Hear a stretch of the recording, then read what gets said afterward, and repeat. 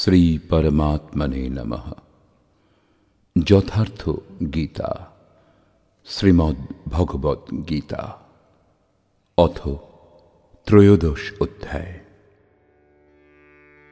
গীতার আরম্ভেই ধৃতরাষ্ট্র জিজ্ঞাসা করেছিলেন, সঞ্জয়, ধর্মভূমি কুরুক্ষেত্রে সমবেত যুদ্ধে ইচ্ছুক আমার এবং পাণ্ডুর পুত্রগণ কি করল? এখনো বলা হয়নি সেই ক্ষেত্র কোথায়। প্রস্তুত অধ্যায়ে সেই মহাপুরুষ স্বয়ং নির্ণয় করলেন যে ক্ষেত্রে এই যুদ্ধ হয়েছিল সেই ক্ষেত্র বস্তুত কোথায়। শ্রী ভগবান উবাচ,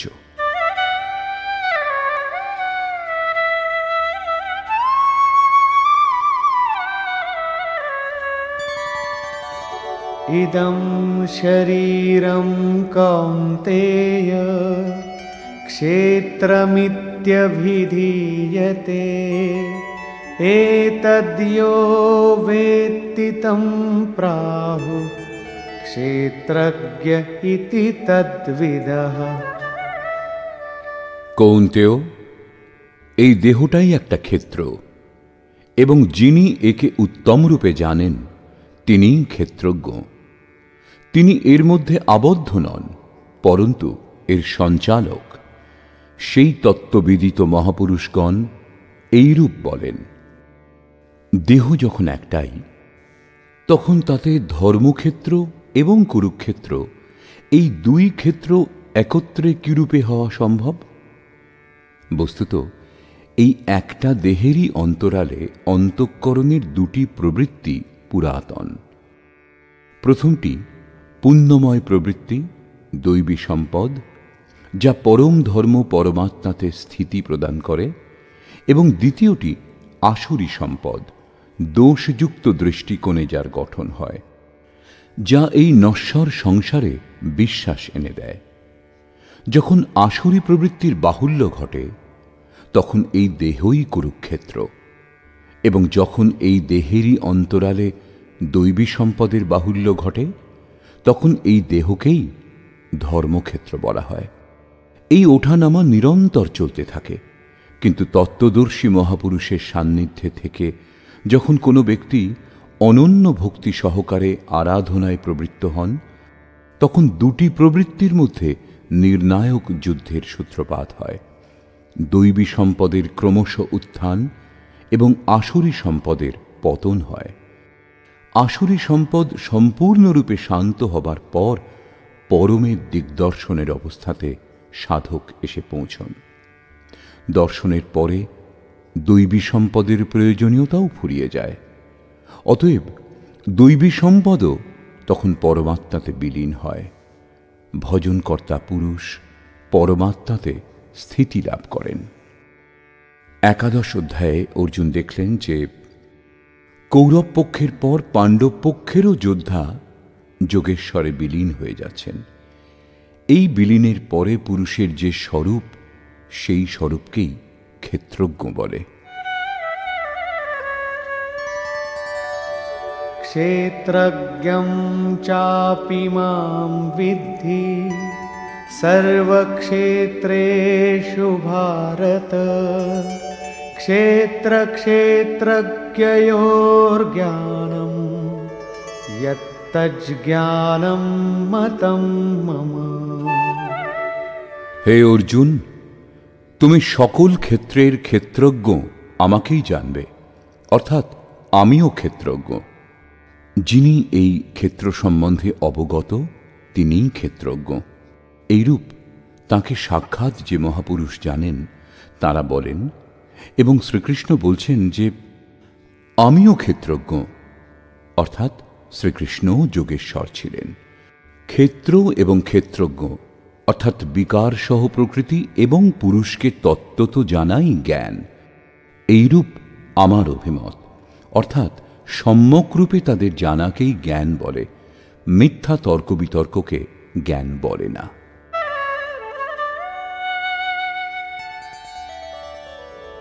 তৎক্ষেত্রং যচ্চ যাদৃক্ চ यद्विकारि यतश्च यत् स च यो यत्प्रभावश्च তৎসমাসেন মে শৃণু। সেই ক্ষেত্র যে রূপ, যে যে বিকারযুক্ত, যে কারণে উৎপন্ন হয়েছে, এবং সেই ক্ষেত্রজ্ঞ যিনি ও যে যে প্রভাবযুক্ত, সে সমস্ত সংক্ষেপে শোনো।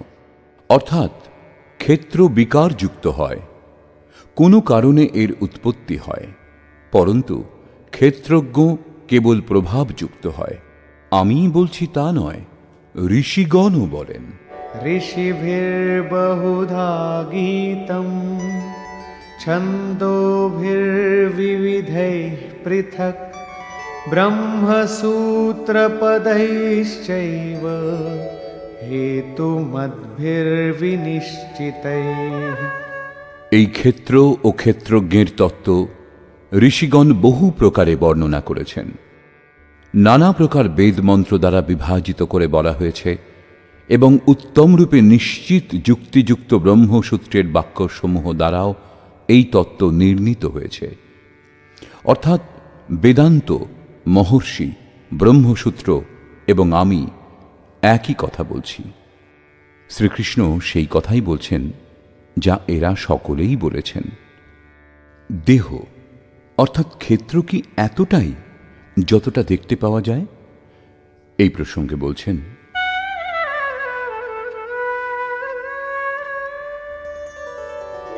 মহাভূতান্যহংকারো বুদ্ধিরব্যক্তমেব চ ইন্দ্রিয়াণি দশৈকঞ্চ পঞ্চচেন্দ্রিয়গোচরাঃ। অর্জুন, পঞ্চমহাভূত অর্থাৎ ক্ষিতি, জল, পাবক, গগন, সমীর, অহংকার, বুদ্ধি ও চিত্ত অর্থাৎ চিত্তকে অব্যক্ত পরা প্রকৃতি বলা হয়েছে। অর্থাৎ মূল প্রকৃতির ওপর আলোকপাত করা হয়েছে, যার মধ্যে পরা প্রকৃতিও সম্মিলিত। এই আটটি অষ্টধা মূল প্রকৃতি। এবং 10 ইন্দ্রিয় অর্থাৎ চক্ষু, কর্ণ, নাসিকা, ত্বক, জিহ্বা, বাক, পানি, পাদ, উপস্থ ও পায়ু। মন ও ইন্দ্রিয়ের পঞ্চ বিষয় রূপ, রস, গন্ধ, শব্দ ও স্পর্শ। এবং ইচ্ছা, দ্বেষঃ, সুখম দুঃখম সংঘাতশ্চেতনা ধৃতিঃ এতৎ ক্ষেত্রম সমাসেন সবিকারমুদাহৃতম। ইচ্ছা, দেশ, সুখ, দুঃখ প্রভৃতি সংযুক্ত এই স্থূল দেহপিণ্ড, চেতনা এবং ধৈর্য এইরূপ এই সকল বিকারযুক্ত ক্ষেত্র সংক্ষেপে বর্ণিত হল। সংক্ষেপে ক্ষেত্রের স্বরূপ এটাই, যার মধ্যে ভালো মন্দ যে বীজই বপন করা হয় তা পরে সংস্কার রূপে প্রকাশিত হয়। দেহটাই ক্ষেত্র। কোন কোন উপাদান দিয়ে এই দেহের গঠন হয়েছে? 5 তত্ত্ব, 10 ইন্দ্রিয়, 1 মন ইত্যাদি যেসব লক্ষণ আগে বলা হয়েছে, এই সকলের সামূহিক সংঘাত এই পিণ্ড দেহ। যতক্ষণ এই বিকারগুলি থাকবে ততক্ষণ এই পিণ্ডও থাকবে, কারণ এই দেহ বিকারগুলি দিয়ে তৈরি। এখন সেই ক্ষেত্রজ্ঞের স্বরূপ দেখুন, যিনি এই ক্ষেত্রে লিপ্ত নন, পরন্তু তার থেকে নিবৃত্ত।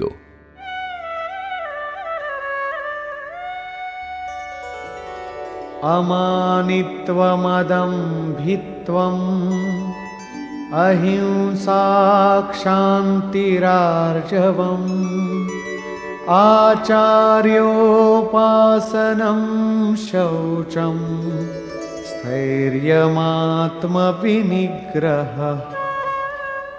হে অর্জুন, মান অপমানের অভাব, দম্ভশূন্যতা, অহিংসা অর্থাৎ নিজের এবং অন্যের আত্মাকে কষ্ট না দেওয়া অহিংসা, অহিংসার অর্থ কেবল এই নয় যে পিঁপড়ে মেরো না। শ্রীকৃষ্ণ বলছেন, নিজের আত্মাকে অধোগতিতে নিয়ে যাওয়া হিংসা এবং তার উত্থান শুদ্ধ অহিংসা। এইরূপ পুরুষ অন্যান্য আত্মার উত্থান হেতু উন্মুখ থাকেন। হ্যাঁ, এর আরম্ভ হয় কাউকে কষ্ট না দেওয়া থেকে। এটা তারই একটা অঙ্গ। অতএব অহিংসা, ক্ষমা, মৌন বাণীর সরলতা, আচার্য উপাসনা অর্থাৎ শ্রদ্ধা ভক্তিপূর্বক সদ্গুরুর সেবা এবং তার উপাসনা, পবিত্রতা, অন্তঃকরণের স্থিরতা, মন এবং ইন্দ্রিয় সহ দেহের নিগ্রহ এবং ইন্দ্রিয়ার্থেষু বৈরাগ্যম অনহংকার এব চ জন্ম মৃত্যু জরা ব্যাধি দুঃখ দোষানুদর্শনম। ইহলোক এবং পরলোকের দেখা শোনা সমস্ত ভোগের প্রতি আসক্তির অভাব, অভিমান শূন্যতা, জন্ম মৃত্যু, বৃদ্ধাবস্থা, রোগ ও ভোগাদিতে দুঃখ দোষের পুনঃপুন চিন্তন। আসক্তিরনভিষ্বঙ্গঃ পুত্রদার গৃহাদিষু নিত্যং চ সমচিত্তত্বম ইষ্টানিষ্টোপপত্তিষু। পুত্র, স্ত্রী, ধন ও গৃহাদিতে আসক্তির অভাব, প্রিয় এবং অপ্রিয়ের প্রাপ্তিতে সদা চিত্তের সমভাব। গৃহস্থের এই অবস্থার মধ্য দিয়েই ক্ষেত্রজ্ঞের সাধনা শুরু হয়। ময়ি চানন্যযোগেন ভক্তিরব্যভিচারিণী বিবিক্তদেশসেবিত্বম অরতির্জন সংসদী। আমাতে অনন্য যোগের সাহায্যে, শ্রীকৃষ্ণ যোগী ছিলেন, অর্থাৎ এইরূপ কোন মহাপুরুষে অনন্য যোগে অর্থাৎ যোগের অতিরিক্ত অন্য কিছু স্মরণ না করে অব্যভিচারিণী ভক্তি অর্থাৎ ইষ্টের অতিরিক্ত অন্য কোনো চিন্তা না আসা, নির্জনে বাস, মানুষের সমূহে বাস করার আসক্তি না হওয়া এবং অধ্যাত্মজ্ঞান নিত্যত্বম তত্ত্বজ্ঞানার্থদর্শনম এতজ্জ্ঞানমিতি প্রোক্তম অজ্ঞানম যদতোন্যথা।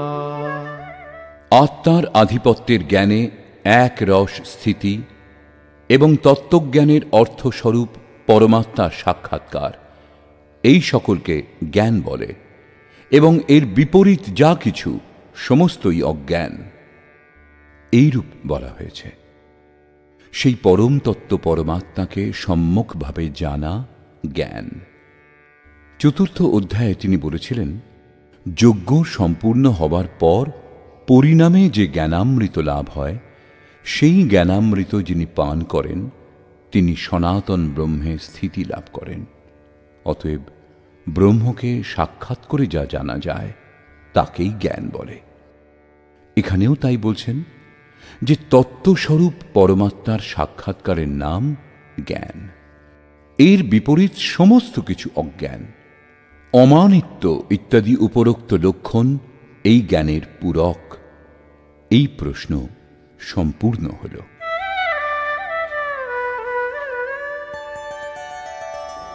জ্ঞেয়ং যত্তৎ প্রবক্ষ্যামি যজ্ঞাত্বামৃতমশ্নুতে অনাদিমৎপরম ব্রহ্ম ন সত্তন্নাসদুচ্যতে। অর্জুন, যা জানার যোগ্য এবং যা জেনে মরণ ধর্মা মানুষ অমৃততত্ত্ব লাভ করে তা উত্তম রূপে বলবো। সেই আদিহীন পরম ব্রহ্মকে না সৎ বলা হয় না অসৎ বলা হয়, কারণ যতক্ষণ তিনি পৃথক ততক্ষণ তিনি সৎ, এবং যখন মানুষ তার মধ্যে সমাহিত হয় তখন কে কাকে বলবে? এক বোধ থেকে যায়, দ্বিতীয় বোধ থাকে না। এইরূপ স্থিতিতে সেই ব্রহ্ম সৎ নন, আবার অসৎ নন, পরন্তু যা স্বয়ং সহজ তিনি তাই। सर्वतः पाणिपादं तत् सर्वतोक्षिशिरोमुखं सर्वतः श्रुतिमल्लोके सर्वमावृत्य तिष्ठति।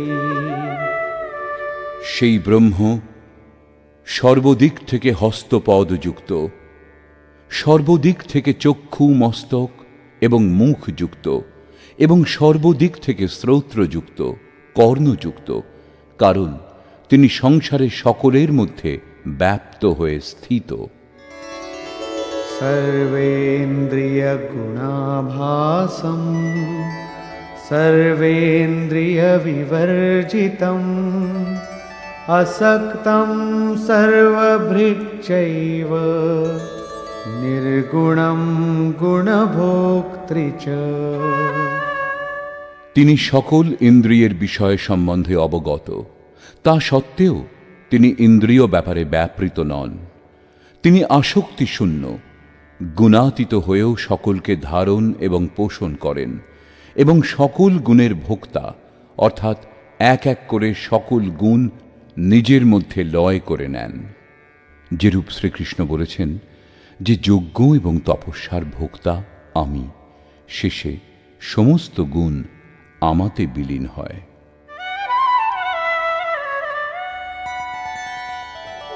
बहिरन्तश्च भूतानाम् अचरं चरमेव च सूक्ष्मत्वात् तदविज्ञेयं दूरस्थं चान्तिके च तत्।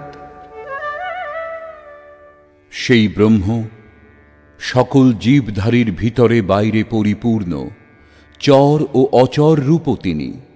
সূক্ষ্ম বলে তাকে দেখা যায় না। ব্রহ্ম অবিজ্ঞেয়, মন ইন্দ্রিয়ের অতীত এবং অতি কাছে ও দূরে তিনি স্থিত।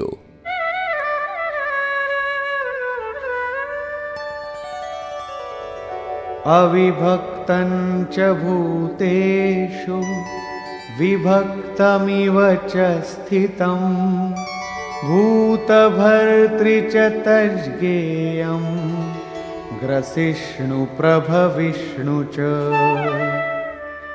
ব্রহ্ম অবিভাজ্য হয়েও সম্পূর্ণ চরাচর ভূতে বিভক্ত রূপে প্রতীত হন। সেই জ্ঞাতব্য পরমাত্মা সর্বভূতের সৃষ্টিকর্তা, ভরণ ও পোষণকর্তা এবং শেষে সংহারকর্তা। এখানে বাহ্য এবং আন্তরিক দুই ভাবের দিকেই সংকেত করা হয়েছে, যেমন বাইরে জন্ম ও ভিতরে জাগৃতি, বাইরে পালন এবং ভিতরে যোগক্ষেমের নির্বাহ, বাইরে দেহের পরিবর্তন এবং অন্তরে সর্বস্বের বিলয়, অর্থাৎ ভূতগণের উৎপত্তির কারণগুলির লয়, এবং সেই লয়ের সঙ্গে সঙ্গেই স্বীয় স্বরূপ লাভ হয়। এ সকল সেই ব্রহ্মের লক্ষণ। ज्योतिषामपि तज्ज्योतिः तमसः परमुच्यते ज्ञानं ज्ञेयं ज्ञानगम्यं हृदि सर्वस्य विष्ठितम्। সেই জ্ঞেয় ব্রহ্ম জ্যোতিসমূহেরও জ্যোতি, তম থেকে বহু ঊর্ধ্বে বলা হয়েছে। তিনি পূর্ণ জ্ঞান স্বরূপ, পূর্ণ জ্ঞাতা, জ্ঞাতব্য, এবং জ্ঞান দ্বারাই তাকে লাভ করা যায়। সাক্ষাৎকারের পর যা কিছু জানা যায় তাকে জ্ঞান বলা হয়। এইরূপ জ্ঞান দ্বারাই সেই ব্রহ্মকে লাভ করা যেতে পারে। তিনি সকলের হৃদয়ে স্থিত, তার নিবাস স্থান হৃদয়, অন্যত্র খুঁজলে তাকে পাওয়া যাবে না। অতএব হৃদয়ে ধ্যান এবং যোগ আচরণের দ্বারাই সেই ব্রহ্মের প্রাপ্তির বিধান।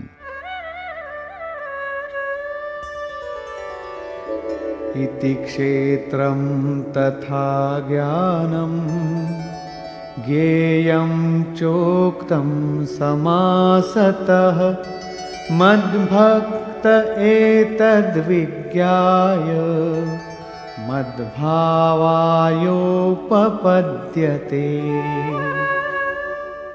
হে অর্জুন, এইরূপ ক্ষেত্র, জ্ঞান এবং জ্ঞেয় পরমাত্মার স্বরূপ সংক্ষেপে বলা হল, যা জানার পরে আমার ভক্ত আমার সাক্ষাৎ স্বরূপ লাভ করেন। যোগেশ্বর শ্রীকৃষ্ণ যাকে ক্ষেত্র বলেছিলেন তাকেই প্রকৃতি, এবং যাকে ক্ষেত্রজ্ঞ বলেছিলেন তাকেই এখন পুরুষ বলে ইঙ্গিত করলেন। প্রকৃতিম পুরুষম চৈব বিদ্যনাদি উভাবপি বিকারাংশ গুণাংশৈব বিদ্ধি প্রকৃতি সম্ভবান। এই প্রকৃতি ও পুরুষ উভয়কেই অনাদি বলে জানবে। এইরূপ বিকারসমূহ এবং ত্রিগুণ প্রকৃতি থেকেই উৎপন্ন বলে জানবে। कार्यकरण कर्तृत्वे हेतुः प्रकृतिरुच्यते पुरुषः सुख दुःखानां भोक्तृत्वे हेतुरुच्यते। কার্য এবং করণের, অর্থাৎ যার দ্বারা কার্য করা হয়, বিবেক, বৈরাগ্য ইত্যাদি, এবং অশুভ কার্য হওয়াতে কাম, ক্রোধ ইত্যাদি করণের উৎপত্তির প্রধান কারণ প্রকৃতি বলা হয়, এবং পুরুষ সুখ ও দুঃখের উপলব্ধির কারণ বলা হয়। প্রশ্ন ওঠে যে পুরুষ কি ভোগ করতেই থাকবে, অথবা এর হাত থেকে কখনো মুক্তিও পাবে? যখন প্রকৃতি ও পুরুষ উভয়ই অনাদি, তখন এদের হাত থেকে নিস্তার কিরূপে পাওয়া সম্ভব? এই প্রসঙ্গে বলছেন, पुरुषः प्रकृतिस्थो हि भुङ्क्ते प्रकृतिजान् गुणान् कारणं गुणसङ्गोऽस्य सदसद्यो निजन्मसु। পুরুষ প্রকৃতিতে অবস্থিত হয়ে প্রকৃতিজাত গুণসমূহের কার্যরূপ পদার্থ সকল ভোগ করেন, এবং এই গুণসমূহের সংযোগই এই জীবাত্মার উত্তম ও অধম যোনিতে জন্মগ্রহণের প্রধান কারণ। এই কারণ অর্থাৎ প্রকৃতির গুণসমূহের সঙ্গে সংযোগ সমাপ্ত হলেই জন্ম মৃত্যু থেকে মুক্তি পাওয়া যায়। এখন সেই পুরুষের ওপর আলোকপাত করলেন যে তিনি কিরূপে প্রকৃতিতে অবস্থিত। उपद्रष्टानुमन्ता च भर्ता भोक्ता महेश्वरः परमात्मेति चाप्युक्तो देहेऽस्मिन् पुरुषः परः। সেই পুরুষ উপদ্রষ্টা, হৃদয় দেশে অতি সমীপে, হাত পা মন যত সমীপে তার চেয়েও অধিক সমীপে দ্রষ্টারূপে স্থিত। তার প্রকাশে আপনি ভালো করুন, মন্দ করুন, তাতে তার কোনো প্রয়োজন নেই। তিনি সাক্ষীরূপে স্থিত।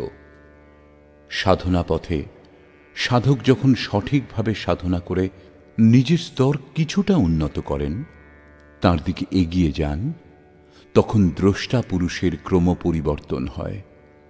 তিনি অনুমন্তা, অনুমতি প্রদান করতে শুরু করেন, অনুভব জাগিয়ে তোলেন। সাধন দ্বারা আরও নিকটে এগিয়ে ঘনিষ্ঠ হলে সেই পুরুষ ভর্তারূপে ভরণ পোষণ করেন এবং সাধকের যোগক্ষেমেরও দায়িত্ব গ্রহণ করেন। সাধনা আরও সূক্ষ্ম হলে তিনিই ভোক্তা হন। ভোক্তারম যজ্ঞ তপসাম, যজ্ঞ তপস্যা যা কিছু সম্ভব হয় সমস্তই সেই পুরুষ গ্রহণ করেন এবং যখন গ্রহণ করে নেন তখন তার পরের অবস্থাতে মহেশ্বরঃ মহান ঈশ্বর রূপে পরিণত হন। তিনি প্রকৃতির স্বামী রূপে প্রতিষ্ঠিত হন, কিন্তু এখনও প্রকৃতি জীবিত, তবেই তার স্বামী তিনি। এর থেকেও উন্নত অবস্থাতে সেই পুরুষ পরমাত্মেতি চাপ্যুক্ত, যখন পরমের সঙ্গে সংযুক্ত হন তখন তাকে পরমাত্মা বলা হয়।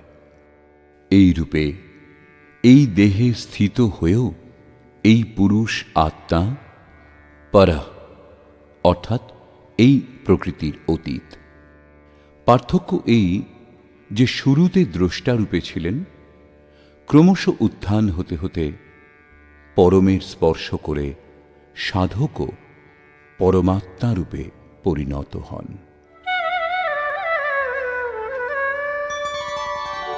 य एवं वेत्ति पुरुषं प्रकृतिं च गुणैः सह सर्वथा वर्तमानोऽपि न स भूयोऽभिजायते।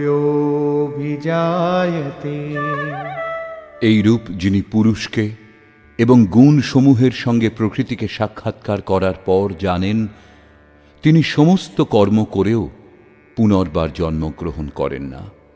একেই মুক্তি বলে। এখনো পর্যন্ত যোগেশ্বর শ্রীকৃষ্ণ ব্রহ্ম ও প্রকৃতিকে প্রত্যক্ষ করে জানার পর যে পরম গতি লাভ হয়, অর্থাৎ তাঁর পুনর্জন্ম থেকে নিবৃত্তির ওপর আলোকপাত করলেন, এবং এখন তিনি সেই যোগের ওপর জোর দিলেন যার প্রক্রিয়া আরাধনা।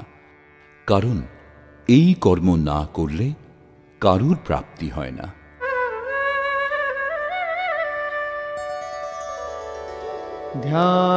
ध्यानेनात्मनि पश्यन्ति केचिदात्मानमात्मना अन्ये सांख्येन योगेन कर्मयोगेन चापरे।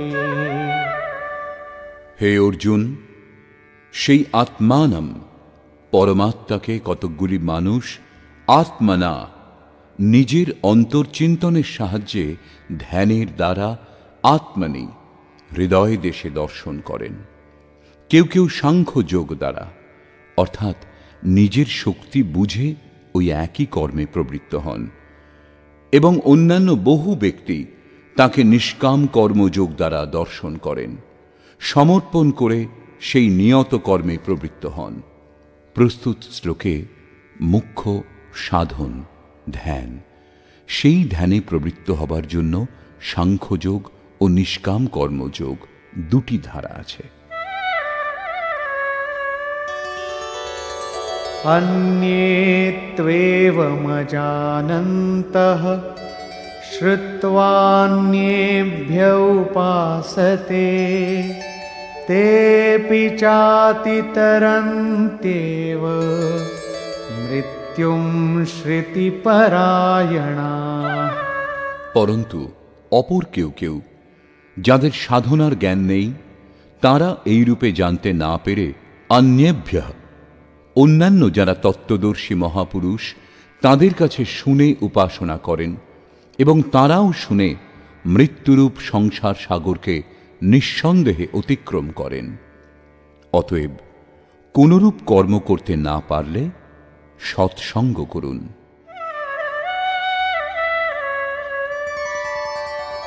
यावत् संजायते किंचित् सत्त्वं स्थावरजङ्गमं क्षेत्रक्षेत्रज्ञसंयोगात् तद्विद्धि भरतर्षभ। হে অর্জুন, যা কিছু স্থাবর ও জঙ্গম পদার্থ উৎপন্ন হয় সেই সকলই ক্ষেত্র ও ক্ষেত্রজ্ঞের সংযোগে উৎপন্ন হয় জানবে। প্রাপ্তি কখন হয় এই প্রসঙ্গে বলছেন,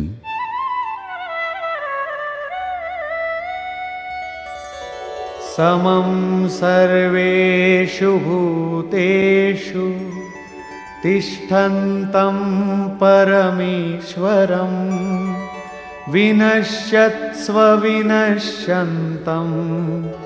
यः पश्यति स पश्यति। যিনি বিনাশশীল চরাচর সর্বভূতে নির্বিশেষভাবে অবস্থিত অবিনাশী পরমেশ্বরকে দর্শন করেন, তিনি যথার্থ দেখেন। অর্থাৎ সেই প্রকৃতির নাশ হবার পরেই তিনি পরমাত্ম স্বরূপ, এর পূর্বে নয়। এই সম্বন্ধে অষ্টম অধ্যায়ে বলেছিলেন, ভূত ভাবোদ্ভব করো বিসর্গঃ কর্ম সঙ্গীতঃ। ভূতগণের সেই সমস্ত ভাব, যা ভালো অথবা মন্দ, যা কিছু সংস্কার সংরচনা করে, সেই সমস্ত লোপ হওয়াই কর্মের পরাকাষ্ঠা। সেই সময় কর্ম সম্পূর্ণ হয়। সেই কথাই এখানেও বলছেন। যিনি চরাচর ভূতকে ধ্বংস হতে দেখেন এবং পরমেশ্বরকে সমভাবে স্থিত দেখেন, তিনি যথার্থ দেখেন। समं पश्यन् हि सर्वत्र समवस्थितमीश्वरं न हि नस्त्यात्मनात्मानं ततो याति परां गतिम्। কারণ সেই সমদর্শী পুরুষ সর্বত্র নির্বিশেষ রূপে অবস্থিত পরমেশ্বরকে তিনি যে রূপ, সেই রূপ দর্শন করেন। সেই জন্য নিজে নিজেকে ধ্বংস করেন না। কারণ যা ছিল তাই তিনি দেখেছিলেন। সেই জন্য তিনি পরম গতি লাভ করেন। প্রাপ্তিযুক্ত পুরুষের লক্ষণ বলছেন।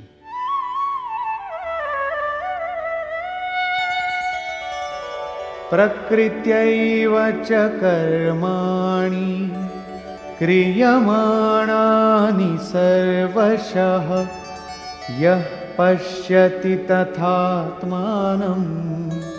अकर्तारं स पश्यति।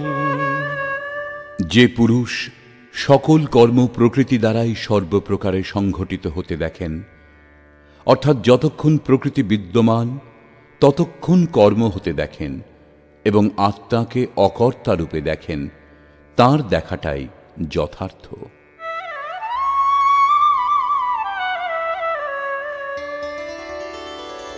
यदा भूतपृथग्भावम् एकस्थमनुपश्यति तत एव च विस्तारम् ब्रह्म सम्पद्यते तदा। যে কালে মানুষ পৃথক পৃথক ভূতসমূহের ভাবে এক পরমাত্মাকে প্রবাহিত স্থিত দেখেন এবং সেই পরমাত্মা থেকেই ভূত সকলের বিস্তার উপলব্ধি করেন, সেই কালে তিনি ব্রহ্মকে লাভ করেন। এই লক্ষণ স্থিতপ্রজ্ঞ মহাপুরুষের।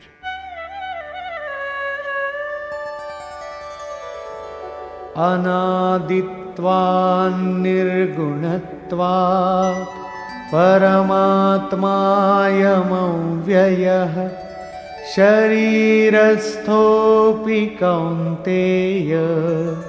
न करोति न लिप्यते।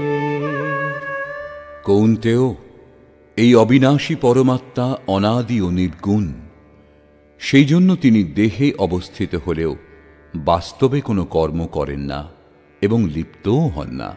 কি রূপে? यथा सर्वगतं सौक्ष्म्याद् आकाशं नोपलिप्यते सर्वत्रावस्थितो देहे तथात्मानोपलिप्यते। যেমন সর্বব্যাপী আকাশ সূক্ষ্ম বলে লিপ্ত হয় না, তদ্রূপ সকল প্রকার দেহে অবস্থিত হয়েও আত্মা গুণাতীত বলে দৈহিক গুণসমূহে লিপ্ত হন না। আরও বললেন, यथा प्रकाशयत्येकः कृत्स्नं लोकमिमं रविः क्षेत्रं क्षेत्री तथा कृत्स्नं प्रकाशयति भारत। অর্জুন, যেরূপ একমাত্র সূর্য সমগ্র জগৎকে আলোকিত করে, সেইরূপ এক আত্মা সমস্ত ক্ষেত্রকে প্রকাশিত করে। অবশেষে বললেন, क्षेत्र क्षेत्रज्ञयोरेवम् अन्तरं ज्ञानचक्षुषा भूतप्रकृतिमोक्षं च ये विदुर्यान्ति ते परम्। এইরূপ যারা ক্ষেত্র ও ক্ষেত্রজ্ঞের পরস্পর প্রভেদ এবং প্রকৃতি ও তার বিকার থেকে মুক্ত হবার উপায় জ্ঞানরূপ নেত্র দ্বারা জ্ঞাত হন, সেই মহাত্মাগণ পরব্রহ্ম পরমাত্মাকে লাভ করেন। অর্থাৎ ক্ষেত্র ক্ষেত্রজ্ঞকে জ্ঞানচক্ষু দ্বারা দেখা যায় এবং জ্ঞান সাক্ষাৎকারের পর্যায়ভুক্ত। নিষ্কর্ষ: গীতাশাস্ত্রের শুরুতে ধর্মক্ষেত্র কুরুক্ষেত্রের নাম উল্লেখ করা হয়েছে, কিন্তু সেই ক্ষেত্র বস্তুত কোথায়, সেই স্থান সম্বন্ধে বলা বাকি ছিল, যা শাস্ত্রকার স্বয়ং প্রস্তুত অধ্যায়ে স্পষ্ট করেছেন। কৌন্তেয়, এই দেহটাই একটা ক্ষেত্র। যিনি একে জানেন তিনি ক্ষেত্রজ্ঞ। তিনি এই ক্ষেত্রে লিপ্ত নন, নির্লিপ্ত, এর সঞ্চালক। অর্জুন, সকল ক্ষেত্রে আমিও ক্ষেত্রজ্ঞ। অন্যান্য মহাপুরুষগণের সঙ্গে নিজের তুলনা করলেন। এতে স্পষ্ট হয় যে শ্রীকৃষ্ণও যোগী ছিলেন, কারণ যিনি জানেন তিনিই ক্ষেত্রজ্ঞ, এই কথা মহাপুরুষগণ বলেছেন। আমিও ক্ষেত্রজ্ঞ, অর্থাৎ অন্য মহাপুরুষের মতোই আমি। অতএব ক্ষেত্র যেরূপ যে যে বিকারযুক্ত, ক্ষেত্রজ্ঞ যে যে প্রভাবযুক্ত, তার উপর আলোকপাত করলেন। শুধু যে আমি বলছি তা নয়, মহর্ষিগণও তাই বলেছেন। বেদের ছন্দগুলিতেও একেই বিভাজিত করে দেখানো হয়েছে। ব্রহ্মসূত্রেও সেই সমস্তের উল্লেখ আছে। দেহ অর্থাৎ যা ক্ষেত্র, তা কি এতটাই যতটা চোখে পড়ে? এই দেহের উৎপত্তির পেছনে যে যে কারণ বিদ্যমান, তাদের গণনা করে বললেন যে অষ্টধামূলক প্রকৃতি, অব্যক্ত প্রকৃতি, 10 ইন্দ্রিয় এবং মন, ইন্দ্রিয়সমূহের 5টি বিষয়, আশা, তৃষ্ণা ও বাসনা, এইরূপ এই বিকারসমূহের সামূহিক মিশ্রণ এই দেহ। যতক্ষণ এগুলি বিদ্যমান, ততক্ষণ কোনো না কোনো রূপ দেহ থাকবেই। এটাই ক্ষেত্র, যার মধ্যে ভালো মন্দ যে বীজই বপন করা হয়, তা সংস্কার রূপে অঙ্কুরিত হয়। যিনি এর অতীত হয়ে যান, তিনিই ক্ষেত্রজ্ঞ। ক্ষেত্রজ্ঞের স্বরূপ বলার পর তিনি ঈশ্বরীয় গুণধর্মের ওপর আলোকপাত করলেন এবং বললেন যে এই ক্ষেত্রের প্রকাশক ক্ষেত্রজ্ঞ। যোগেশ্বর বললেন, সাধনা সম্পূর্ণ হবার পর পরম তত্ত্ব পরমাত্মার প্রত্যক্ষ দর্শন জ্ঞান। সম্যকভাবে জানাটাই জ্ঞান। এর অতিরিক্ত যা কিছু আছে সে সমস্ত অজ্ঞান। জানার যোগ্য হলেন পরাৎপর ব্রহ্ম। তিনি সৎ নন এবং অসৎও নন। তিনি এই দুইয়ের অতীত। তাঁকে জানার জন্য মানুষ হৃদয়ে ধ্যান করেন, বাইরে মূর্তির সম্মুখে নয়। বহু ব্যক্তি সাংখ্যযোগের মাধ্যমে ধ্যান করেন। বহু ব্যক্তি নিষ্কাম কর্মযোগ সমর্পণের সঙ্গে তাকে লাভ করার জন্য সেই নির্ধারিত কর্ম আরাধনার আচরণ করেন। যারা এই বিধি জানেন না, তারা তত্ত্বস্থিত মহাপুরুষগণের কাছে শুনে আচরণ করেন। তারাও পরম কল্যাণ প্রাপ্ত হন। অতএব যদি কিছু বোধগম্য না হয়, তাহলে তার জ্ঞাতা মহাপুরুষের সৎসঙ্গ আবশ্যক। স্থিতপ্রজ্ঞ মহাপুরুষের লক্ষণ বলার পর যোগেশ্বর শ্রীকৃষ্ণ বললেন, যেরূপ আকাশ সর্বব্যাপী হয়েও নির্লিপ্ত, সূর্য যেরূপ সর্বত্র প্রকাশিত করেও নির্লিপ্ত, সেইরূপ স্থিতপ্রজ্ঞ পুরুষ সর্বত্র সম ঈশ্বর যেরূপ তদ্রূপ দেখার ক্ষমতা যার, তিনি ক্ষেত্র থেকে অথবা প্রকৃতি থেকে সম্পূর্ণরূপে নির্লিপ্ত। অবশেষে তিনি নির্ণয় করে বললেন যে ক্ষেত্র ও ক্ষেত্রজ্ঞকে জ্ঞানরূপ নেত্র দ্বারাই জানা সম্ভব। জ্ঞান, যেমন পূর্বে বলা হয়েছে, সেই পরমাত্মাকে প্রত্যক্ষ দর্শন করে জানাটাই জ্ঞান। শাস্ত্র সকল মুখস্থ করে আবৃত্তি করাকে জ্ঞান বলে না, পরন্তু অধ্যয়ন এবং মহাপুরুষগণের কাছে সেই কর্মকে বুঝে সেই কর্মের আচরণ করে মন এবং ইন্দ্রিয়সমূহ নিরুদ্ধ এবং নিরুদ্ধের বিলয়কালে পরম তত্ত্বকে দর্শন করে যে অনুভূতি হয়, সেই অনুভূতির নাম জ্ঞান। ক্রিয়া আবশ্যক। বর্তমান অধ্যায়ে মুখ্যত ক্ষেত্রজ্ঞের বিস্তারপূর্বক বর্ণনা করা হয়েছে। বস্তুত ক্ষেত্রের স্বরূপ ব্যাপক হয়। দেহ বলা সোজা, কিন্তু এই দেহের সম্বন্ধ কত দূর পর্যন্ত বিস্তৃত? বলা যেতে পারে সমগ্র ব্রহ্মাণ্ড মূল প্রকৃতির বিস্তার। আপনার দেহের বিস্তার অনন্ত অন্তরিক্ষ পর্যন্ত। তার দ্বারা আপনার জীবন উর্জ্বস্বিত।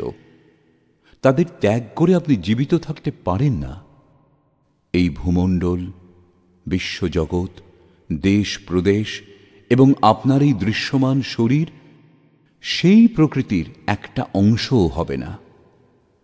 এইরূপ বর্তমান অধ্যায়ে ক্ষেত্রেরই বিস্তারপূর্বক বর্ণনা করা হয়েছে।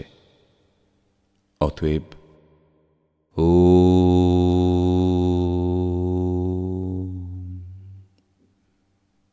এই প্রকার শ্রীমদ্ ভগবদ্ গীতারূপী উপনিষদ এবং ব্রহ্মবিদ্যা তথা যোগশাস্ত্র বিষয়ক শ্রীকৃষ্ণ ও অর্জুনের সংবাদে ক্ষেত্র ক্ষেত্রজ্ঞ বিভাগ যোগ নামক ত্রয়োদশ অধ্যায় সম্পূর্ণ হল।